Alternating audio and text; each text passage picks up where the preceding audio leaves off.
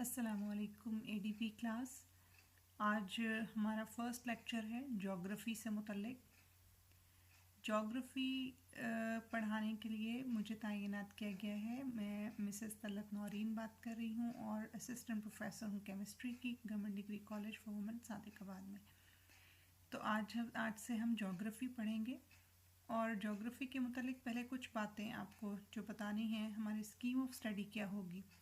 Geography एक topic है, एक पेपर है जो नेचुरल साइंसेस से ताल्लुक़ रखता है। इसमें नेचुरल साइंसेस में से आपने 2 ऑप्शनल पेपर सेलेक्ट करने थे, जिनमें से एक आप फर्स्ट सेमेस्टर में पढ़ेंगे और दूसरा सेकंड सेमेस्टर में।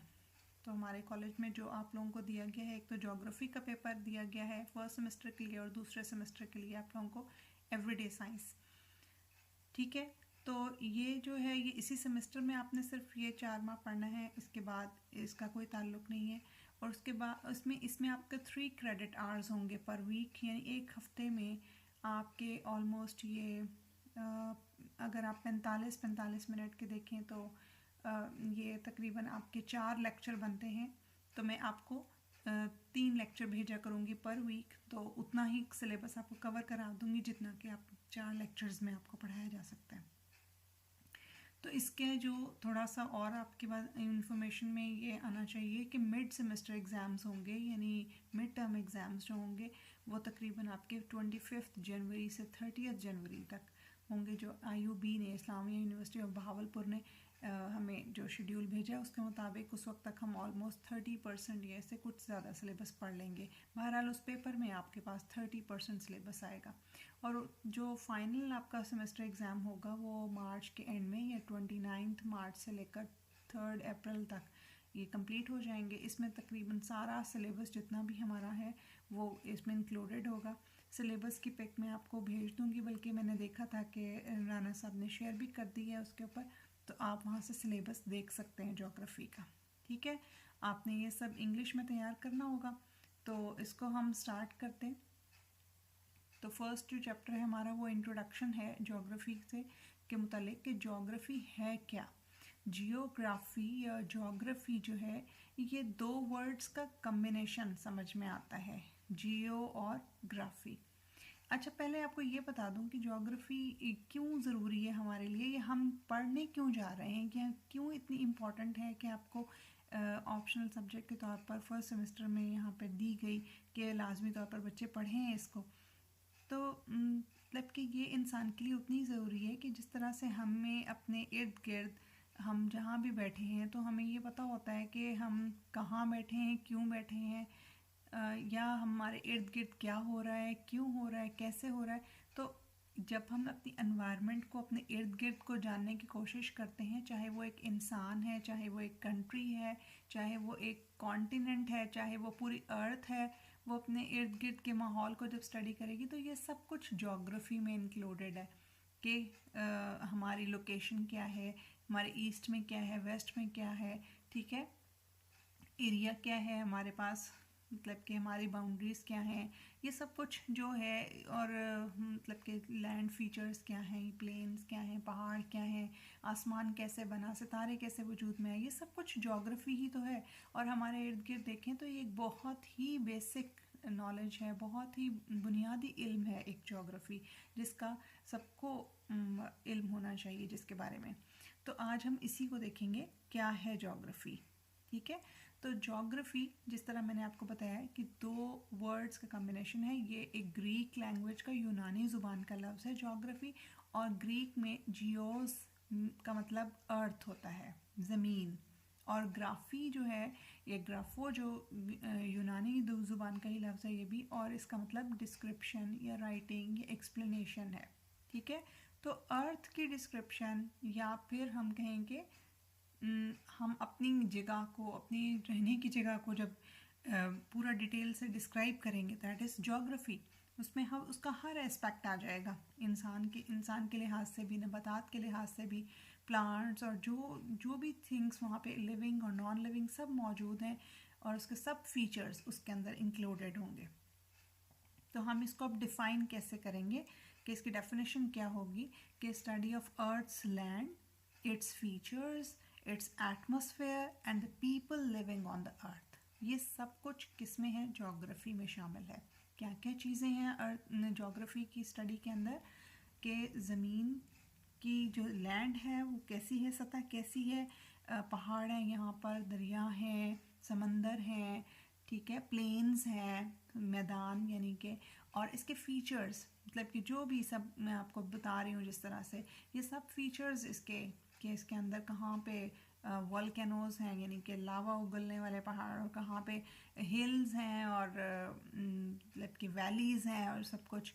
और इसके एटमॉस्फेयर में आ जाता है कि हमारे इर्द गिर्द जो आसमान है उनके अंदर मतलब कि लेयर्स मौजूद हैं। अब ट्रोपोस्फेयर है, लिथोस्फेयर है और ये सब कुछ, और फिर आगे बात स्पेस आ जाती है, स्पेस में फिर गैलेक्सीज मौजूद हैं, ये सब हमारी एटमॉस्फेयर आ गई।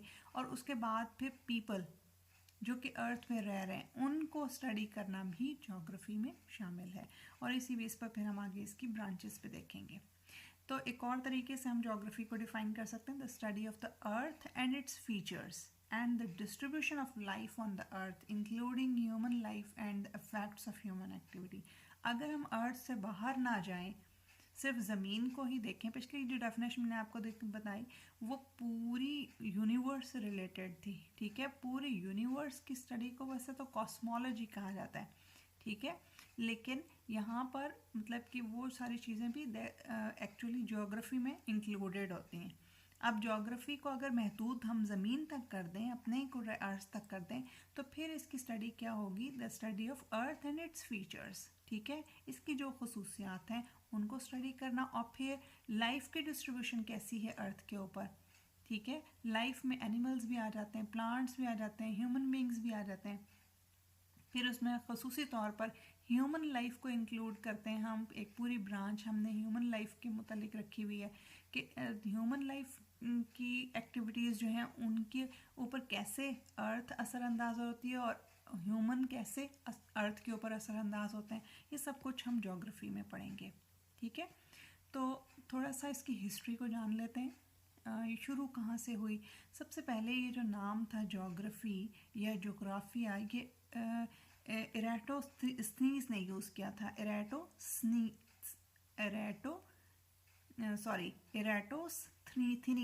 ठीक है, तो इसका प्रोनाउंसिएशन इराटोस्थनीज है, ठीक है। इराटोस्थनीज जो है इसने सबसे पहले ज्योग्राफी की टर्म भी यूज़ की थी, और ये नॉलेज भी सबसे पहले इसी ने इंट्रोड्यूस कराई थी। ये एक ग्रीक इंसान था, ठीक है, यूनान का रहने वाला था, और जो ओरिजिन है इस फील्ड ऑफ नॉलेज का वो भी हम इजिप्ट और ग्रीस को ही मानते हैं, यानी मिस्र और यूनान, यहाँ पे ये शुरू हुई ये वाली जो स्टडीज़ हैं। उसके बाद यूरोप के अंदर डार्क एजेस आ गई थी, और वहाँ पे तो ये ख़त्म हो गया सिलसिला पढ़ने लिखने का, लेकिन मुस्लिम जोलॉजिस्ट थे यहाँ पर, इन्होंने बड़ा काम किया और इसको आगे लेके चले, और इन्होंने इनमें जो सबसे प्रोमिनेंट जोग्राफर आए उनके जो नाम आते हैं वो इब्ने बतूता हैं, इब्ने खल्दून हैं और अल-इदरीसी हैं, ठीक है, जिन्होंने मैप्स मतलब के बनाए बहुत अच्छे तरीके से, मैप्स की कीज़ बनाई, और फिर बहुत नए रास्ते डिस्कवर किए और अर्थ के बारे में और इसकी फॉर्मेशन के बारे में बहुत अच्छी थ्योरीज दी। उसके बाद फिर जब रिनेसेंस का दौर आया, दोबारा से यूरोप के अंदर, यूनान के अंदर दोबारा से एक लहर उठी और लोग जो है एजुकेशन की तरफ माइल हुए, और वहाँ पर दोबारा से स्टडीज़ स्टार्ट हुई इस सिलसिले में। तो ये वहाँ पे फिर ज्योग्राफी को काफ़ी दोबारा से इसका आगाज़ हो गया, और इसमें बहुत सारी नई चीज़ें डिस्कवर हुई फिर, और उनकी उसी का तसलसल अभी तक चल रहा है कि बहुत सारी हम गाहे बगाहे नई चीज़ें हमारे सामने आती रहती हैं। तो आज ज्योग्राफी जो है वो मतलब कि आपको पता है कि पूरी दुनिया में ही पढ़ाई जा रही है, पढ़ी जा रही है, और इसके अंदर पेशरफ्त जारी है, PhDs भी हो रही हैं इसके अंदर, MPhils भी हो रहे हैं, और मतलब कि नए थीसिस आ रहे हैं, और हम दुनिया के बारे में नया से नया कुछ जान रहे हैं, ठीक है। तो अब हम दोबारा वापस अपने टॉपिक पे आते हैं, ज्योग्राफी क्या है। ज्योग्राफी में मैंने आपको बताया दो चीज़ें, एक तो मतलब कि हमारी ज़मीन के ऊपर नेचुरल एलिमेंट्स मौजूद हैं। पहले से सॉइल मौजूद है, ज़मीन मौजूद है, ठीक है। पहले से बादल आते हैं, उसी तरह से बारिशें होती हैं, पानी मौजूद है समंदरों के अंदर, प्लांट्स उगते हैं, ठीक है। पहाड़ हैं, कहीं कहीं वादियाँ हैं, वैलीज़ हैं, ठीक है। तो ये सब कुछ नेचुरल एलिमेंट्स में आएगा, ठीक है।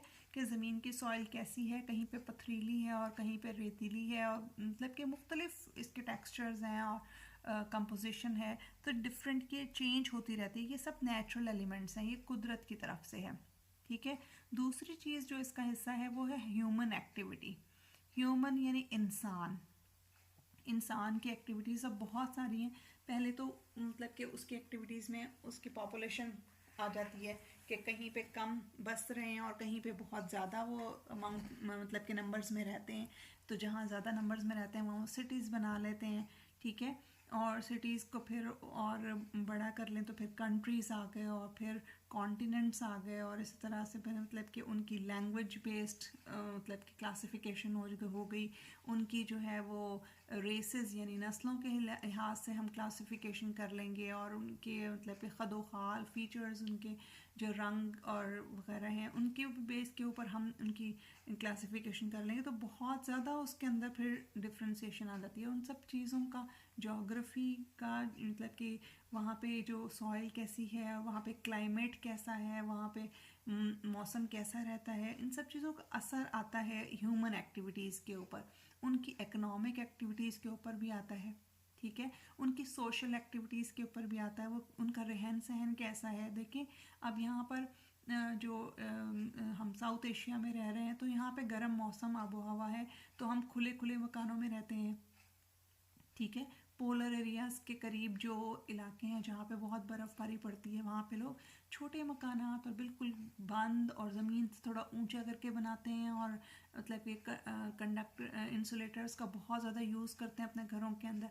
तो बिल्कुल हर चीज़ का जो हमारा ताल्लुक़ है वो एनवायरनमेंट के साथ है, कि एनवायरनमेंट और जोग्राफ़ी जो है इलाके की वो इंसान के ऊपर असरअंदाज होती है। और इसी तरह इंसान अपने इर्द गिर्द की जोग्राफ़ी के ऊपर यानी कि लैंडस्केप के ऊपर असरअंदाज होता है। लैंडस्केप पर कैसे असरअंदाज होता है कि जैसे इंसान ने की आबादी बढ़ी तो उसने जंगल काट कर शहर आबाद कर लिए, ठीक है। उसने वो पहले से जो नेचुरल वहाँ पे नबातात प्लांट्स उग रहे थे उनको ख़त्म कर दिया। उसने कश्तियाँ बनाकर समुद्रों में ले आए, ठीक है। वहाँ पे कूड़ा भी डालना शुरू कर दिया और उसको अपने पॉजिटिवली यूज़ भी किया सफ़र के लिए, ठीक है। इसी तरह से और बहुत सारी चीज़ें इसके अंदर आती हैं। तो एक बहुत वास्ट टॉपिक है ये जोग्राफ़ी, जिसको हम हर एंगल से स्टडी कर सकते हैं, ठीक है। अब हम इसकी थोड़ा सा और डिटेल में जाते हैं कि इसकी ब्रांचेस कितनी हैं। मेनली यहाँ पर 3 लिखी हुई हैं, 3 मेन ब्रांचेस, लेकिन एक्चुअली 4 मेन ब्रांचेस हैं, जिसमें से एक थोड़ी सी माइनर अब कंसिडर की जाती है, लेकिन वो भी बहरहाल है, मैं आपको बताऊंगी। First is the human geography, जो मैंने अभी आपसे जिक्र किया कि इंसान की लैंडस्केप के ऊपर, ह्यूमन के लैंडस्केप के ऊपर क्या इफ़ेक्ट्स आते हैं, और इसी तरह लैंडस्केप या फिर हमारे इर्द गिर्द के एनवायरनमेंट जो है वो हमारे ऊपर कैसे असरअंदाज होती है। इसी तरह दूसरी जो इसकी ब्रांच है that is physical geography. Physical geography जो है इसके अंदर हम क्या पढ़ते हैं कि हम अर्थ के ऊपर फ़िज़िकली सॉइल कैसी है, कैसे बनी, ठीक है।